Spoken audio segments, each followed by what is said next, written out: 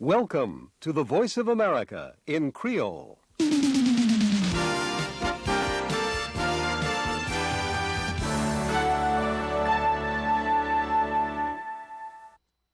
Amis téléspectateurs, quel que soit wap vive sous la terre, quel que soit côté wap suivre nous à travers le monde, c'est un plaisir pour Service Créole La Voix de l'Amérique l'invité au suivre programme radio sous télévision, édition jeudi, vendredi 14 octobre 2016. Là, moi c'est Lionel Desmarat. Et moi c'est Serge Rodriguez. Ma nouvelle nous va développer après-midi en Haïti. Autorité dans le conseil électoral a annoncé une date fixe pour le déroulement prochaine élection présidentielle, législative et locale dans le pays. Nous va gagner détail avec envoyé spécial nous en Haïti, Jean-Pierre Leroy. Ambassadeur américain en Port-au-Prince Peter Mulroney dit assistance États-Unis offre Haïti après passage cyclone Matthew, montrer solidité relation qui existait en deux pays. États-Unis présidentielle, campagne là entrée dans la dernière ligne droite ligne, dans un moment deux candidats ont organisé meeting sous meeting pour chercher pour tête électeur indécis. Été branché pour de l'eau en titre dans langue créole haïtienne. Et tant qu'on nous dit ça dans grand titre Lionel, en Haïti, responsable dans KEPA, qui est dans le conseil électoral provisoire, a annoncé, il a fixé une date pour prochaine élection, après il a été obligé de renvoyer à cause du passage cyclone Mathieu sous pays. Pour plus de détails, nous prenons contact avec un envoyé spécial, nous, Jean-Pierre Leroy. Allô, Jean-Pierre. Allô Lionel, amis auditeurs, internautes, tout partout dans le monde, cap coûté, bonsoir. Conseil électoral provisoire fixé pour 20 novembre cap venir, élection présidentielle et législative que l'institution électorale a été prévoir pour 9 octobre et nous connaissons déjà passage cyclone Matthew t'est empêché que l'élection soit réalisée. Président KEPA Léopold Berlanger en conférence de presse jeudi côté presse internationale presse locale a été présent, il était fait annonce ça et il était évoqué plusieurs raisons. Une raison c'est question infrastructure électorale, une question humanitaire qui entre en jeu tout. Ça va vite dans des déclarations président du Conseil électoral provisoire Léopold Berlanger. Devant problème ça posé le nous reprendre données nous venons rendre nous compte que nous pas capable de gagner même objectif là. Nous venons penser que nous fait planification nécessaire par rapport à tout problème ça posé que au-delà du 30 octobre nous avons besoin de 3 semaines en plus pour que nous assurions que l'élection à faire, ce n'est pas une élection qui vient tout nos élections maladjong, parce que Jean Pral fait là, il n'est pas fait avec les exigences nécessaires de qualité, de rigueur, de transparence, Jean Nouvelil là.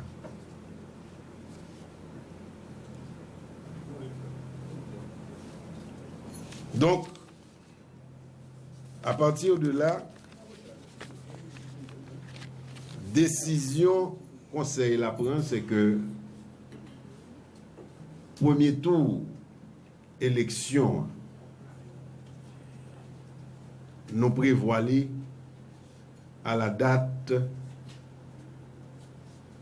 du 20 novembre 2016.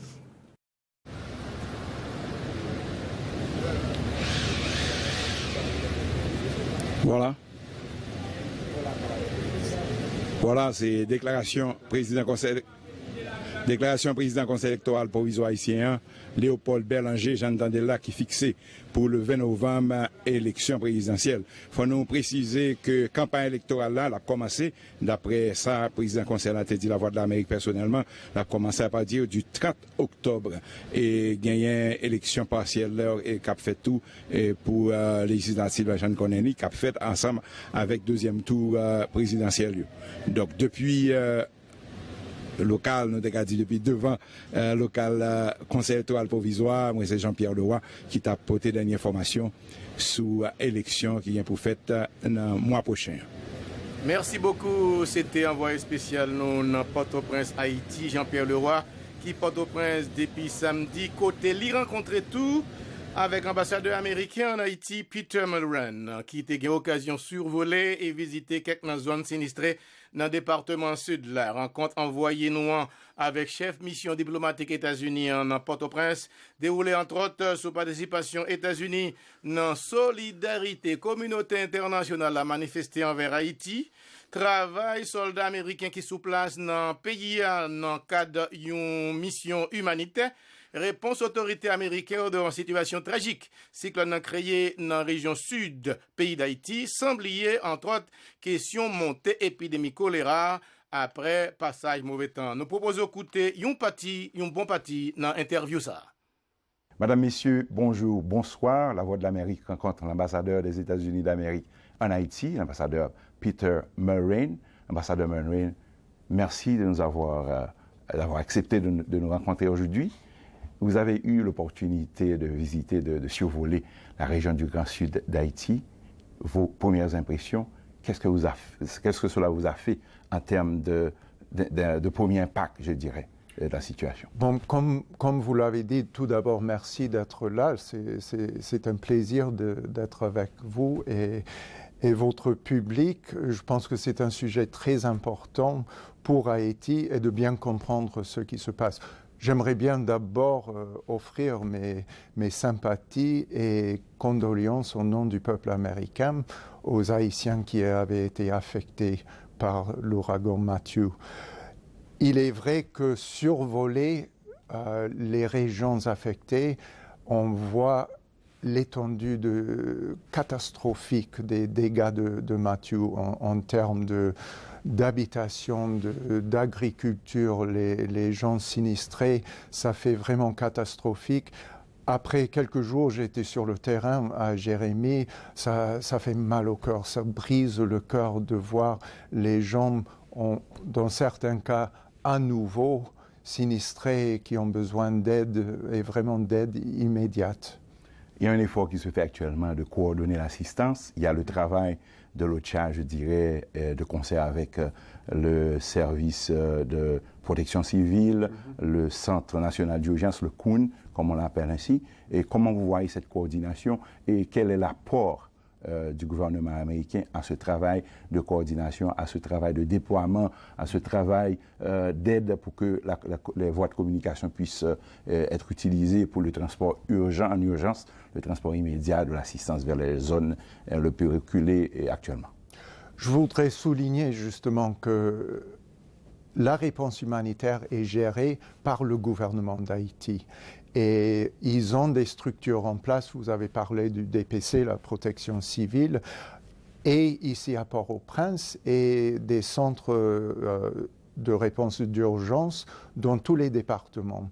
Alors c'est eux qui préparent le plan de la réponse pour tout le monde. Bien entendu, ils ont besoin d'aide de l'ONU, des autres partenaires internationaux, mais nous travaillons. Tous nos efforts sont en collaboration avec le DPC.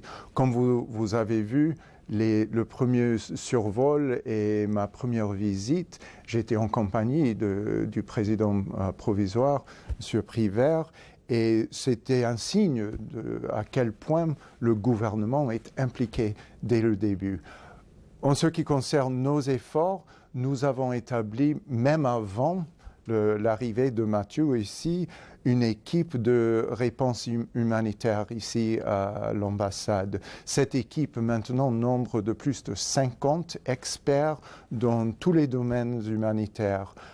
Ce sont des civils qui gèrent notre réponse. Ils ont à leur disposition des ressources militaires assez importantes. Nous avons un groupe de travail à l'aéroport avec 12 hélicoptères, des gros porteurs, 300 à 400 militaires pour aider à livrer. Nous avons 2 navires de la marine avec presque une douzaine d'autres avions.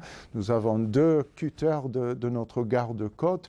Tout cela pour apporter ce que nos militaires peuvent apporter, que personne d'autre faire. C'est une réponse immédiate avec beaucoup de ressources. Mais est-ce que vous avez une idée de la rapidité d'intervention, c'est-à-dire des acteurs sur le terrain, les militaires américains, les équipes d'intervention. Est-ce que vous avez une idée concrète de l'avancement de cette aide vers ces régions? Et ça dit presque au quotidien. Est-ce qu'il y a un rapport qu'on vous fait là-dessus? Oui, en fait, depuis... Bon, tout cela a commencé il y a une semaine. L'aéroport a été rouvert il y a une semaine maintenant.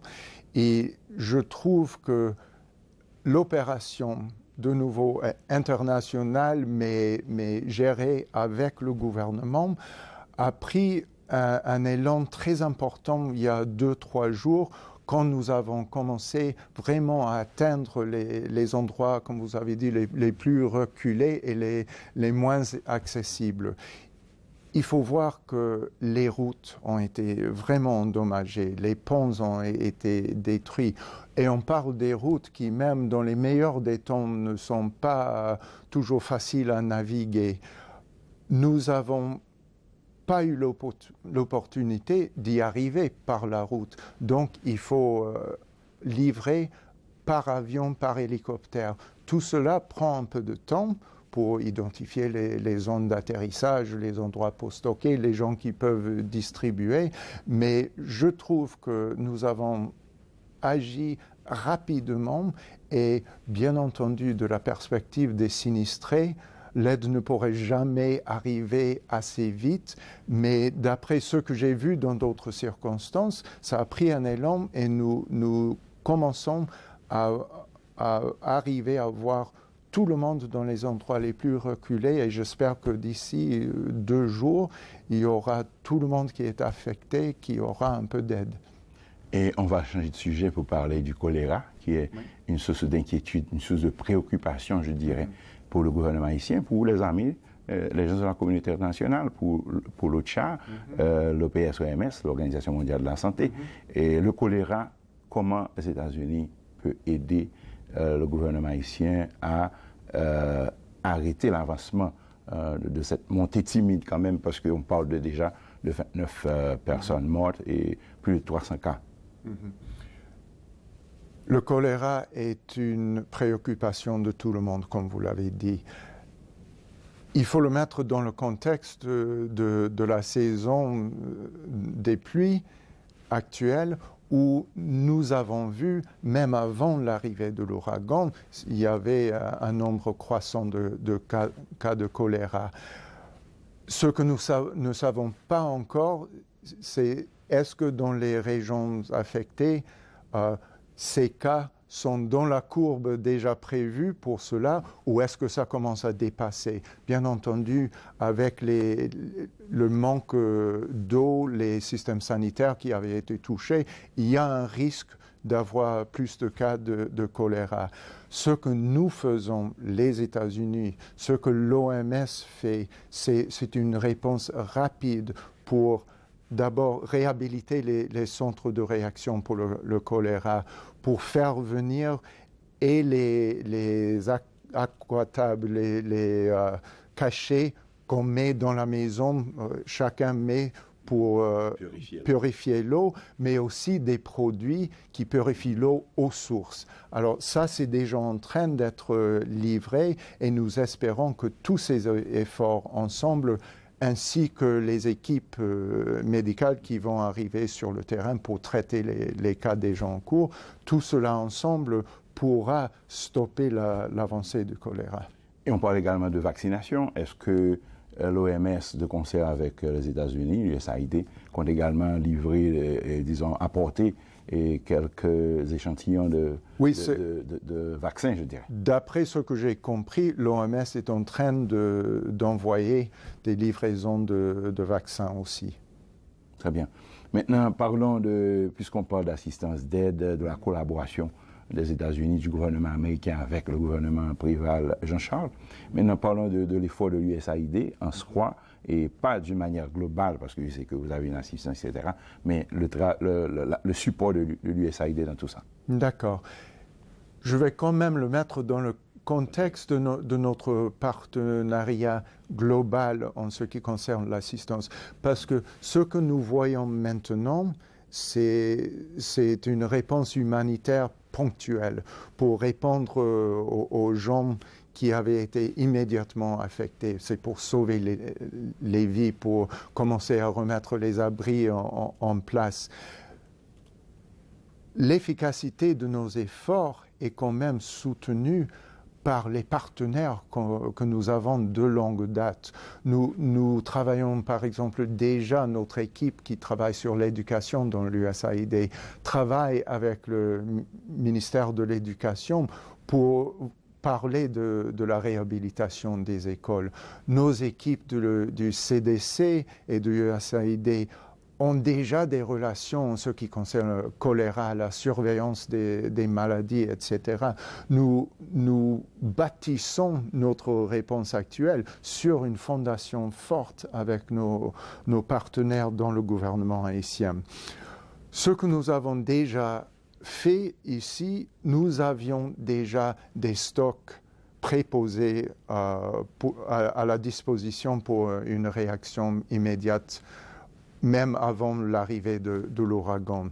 Depuis, nous avons apporté aussi 5 avions 747 d'aide non-nourriture, des secours autres, des bâches, des kits médicaux, etc., qui sont arrivés. Le dernier est arrivé hier.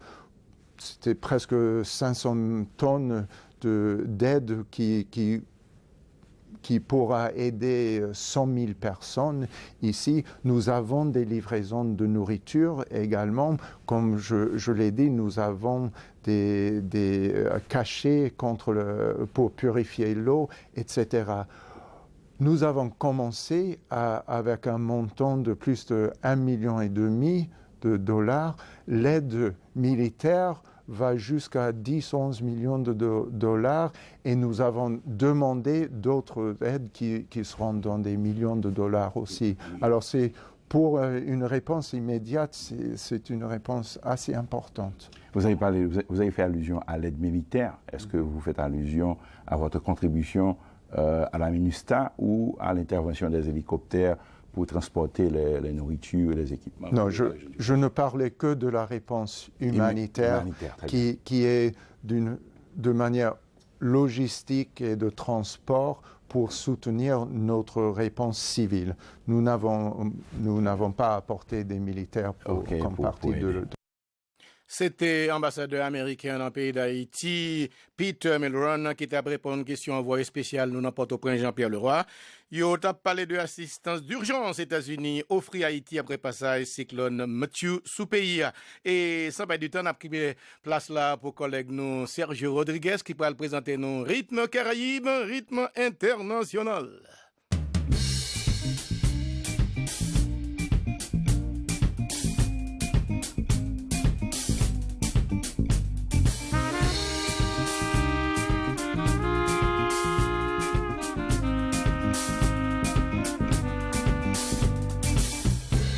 L'arc-en-ciel te gen voix, si l'arc-en-ciel te Moi c'est Naïka Richard, moi sur la voix de l'Amérique avec Zami Boulpic moi, Sergio Rodriguez. Côté l'humain prend la voix, c'est un tourbillon qui levait. Main des pieds palmis sur danser. Époque ça, c'est notre ambition tenait. Si vous faites avant hier, ou pas qu'à connaître. Pour le moment, nous avons un privilège pour accueillir Naïka Richard, qui est une jeune chanteuse haïtienne qui paraît pour faire belle merveille sur scène artistique là. Naïka, bonsoir, bienvenue sur Radio-Télévision La Voix de l'Amérique. Bonsoir Sergio, merci un pile. Naïka, ça qui a attiré l'attention sur vous, c'est une belle vidéo ou postée sur YouTube avec sur Facebook qui relève Papa Guédé, bel garçon, que vous interprétez très bien. Qui est-ce qui t'a donné l'idée pour paraître à chanter ça pour commencer? Donc, j'ai eu un show que j'ai fait dans Alliance française à Boston. Et ils ont demandé pour me faire chanson en français, mais aussi en créole. Et donc, demandé papa, maman, si j'étais une suggestion, parce que je chanté chansons qui plus contemporaines en créole, m't'a chanté J. Perry, m't'a chanté un petit Karimi, et puis m't'a voulu chanter une chanson plus traditionnelle. Et donc, c'est papa qui te dit que l'intérêt mes chansons ça, papa Guédé. Et me connaît depuis que je suis petit parce que maman me connaît et chantait pour moi. Et me pensé que c'était une bonne idée parce que me pas joué un pile chansons sur YouTube qui te gagne représentation de chansons ça. Donc, je décidé que c'est une bonne idée pour me faire vidéo pour partager avec pas seulement mon Haïti mais du monde entier. Il y a une façon pour ça exposer culture haïtienne dans la communauté internationale, c'est ça? Oui. Qui était sous place Sainte-Anne, yo plié, yo penché pour yo saluer l'humain. Et non vent qui t'a passé, et moun qui fait seulement yo tendé la chanter. Papa get des belles garçons, get des limons belles garçons, habillé tout en blanc, pour la monter au palais. Papa get des belles garçons, get des limons. Bon, de toute manière, moi, chanter ça bien. On connaît, on fait ici aux États-Unis, même avec petite Nadia Rodriguez, on parle créole quand courate. Comment faire arriver à dominer la langue créole là comme ça? Côté connaissance ça sorti.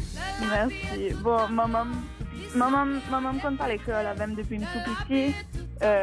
Ma été souvent pour être famille. Donc quand entendait un petit monde parler créole et puis maman depuis petit il qu'on fait devinette avec, il qu'on jouer cric-crac, Captain en Bacavon. Il qu'on fait Madame Bruno avec moi depuis tout petit il parlait créole avec. Et donc c'est comme ça. Je peux parler, mais faut m'améliorer le vocabulaire un petit peu, mais m'adorer parler créole. De toute manière, je ne vais pas cacher de ça ou parler. Et puis bien par son paquet de monde que je connais, qui même fait dans le pays, parce que la langue sont qui est grade, pour ne pas parler, doit oublier. Oui.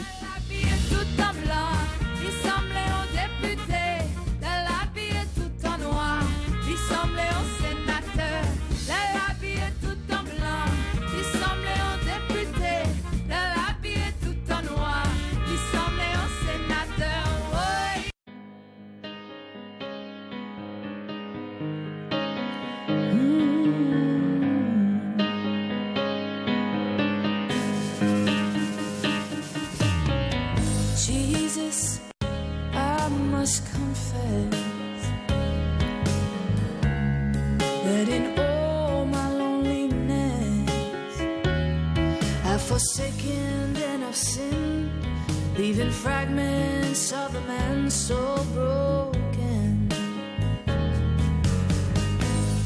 I could tell you what I've done, or should I tell you where I went wrong? But the more that I start to play, my deceitful evil ways keep on growing stronger by the day. Oh Lord, have mercy on my soul, for I have walked a sinful road. Édition Rythme Caraïbe International, ça arrive dans Boutli pour jeudi vendredi. Now, encore une autre fois, sous la Voix de l'Amérique pour une prochaine édition Rythme Caraïbe International. Mother Mary, full of grace, in my weakness I've lost faith. I've been careless and I have been worn, and the devil inside me is torn. Voilà, Naïka Richard dit papa Guédé son bel garçon, quoi papa Guédé répond quelques à côté liés pour le dire où sont belles demoiselles tout Naïka. Voilà, c'était le programme.